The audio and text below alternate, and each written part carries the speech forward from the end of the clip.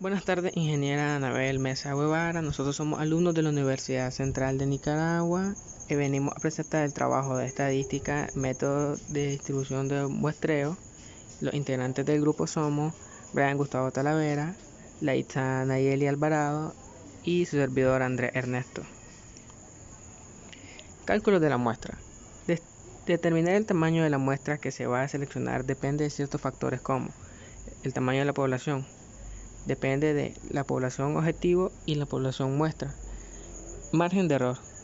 Se expresa la cantidad de error que puede existir en el muestreo. Nivel de confianza.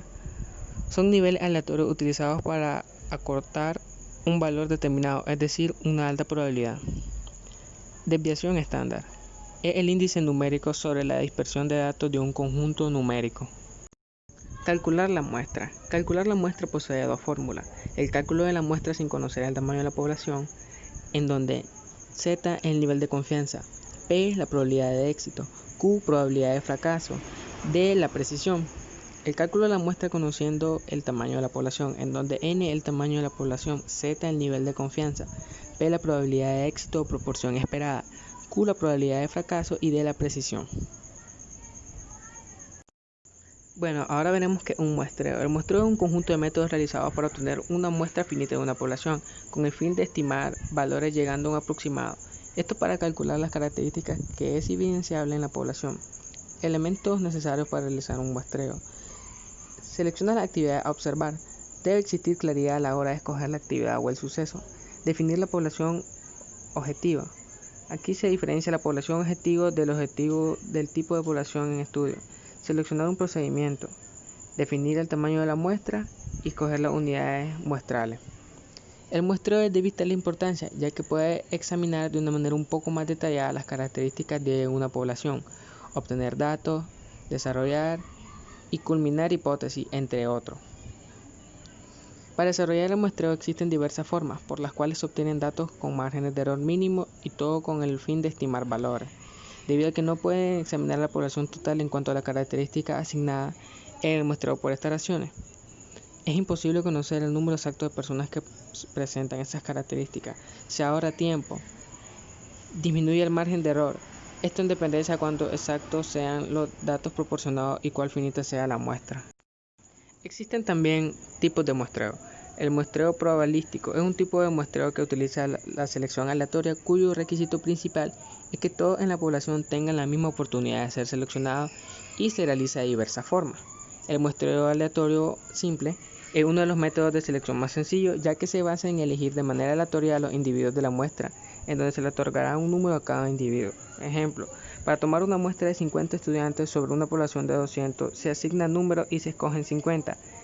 Este será la muestra sobre la población total. También existe el muestreo sistemático. Se divide la población en subgrupos asignándole un número a cada individuo.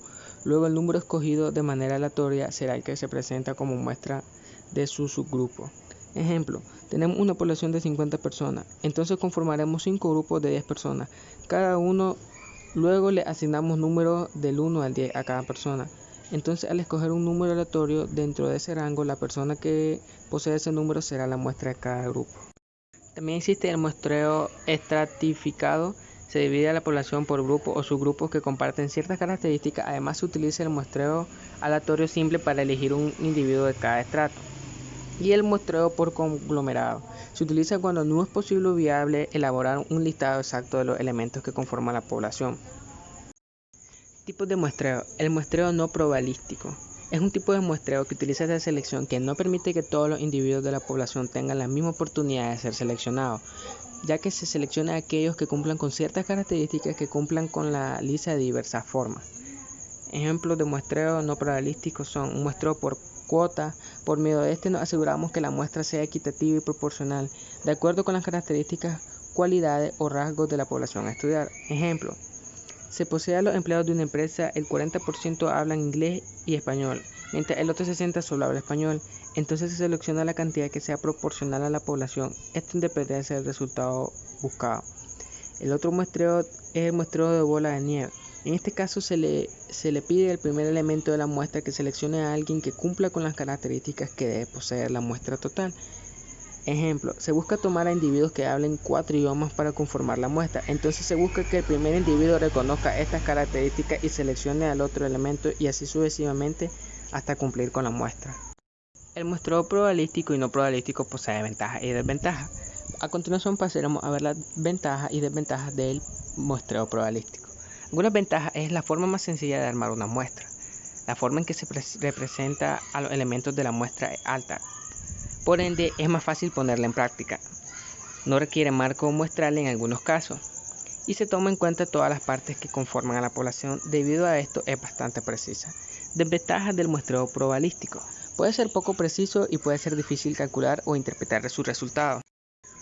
Es complicado y costoso, sobre todo al elegir las variables para llevarlo a cabo. En algunos casos puede disminuir el aspecto que lo representa. Es difícil especificar el marco de muestreo. Las ventajas y desventajas del muestreo no probabilístico. Ventaja: es de fácil acceso a nivel económico. En cuanto a la realización de la investigación, se puede seleccionar las características de la muestra. Lleva menos tiempo, ya que se conocen las características que presenta el individuo y se pueden utilizar características poco comunes para formar parte de la muestra. Desventaja: posee un margen de error un poco alto, ya que no asegura representación total de la población. No generaliza y es inclaro y no específico. No se recomienda cuando se desea representar a la población de manera proporcional y necesitamos un marco muestral. Bueno, buenas tardes, profesora. Esto ha sido todo la presentación de hoy. Espero que la haya disfrutado y gracias por su atención.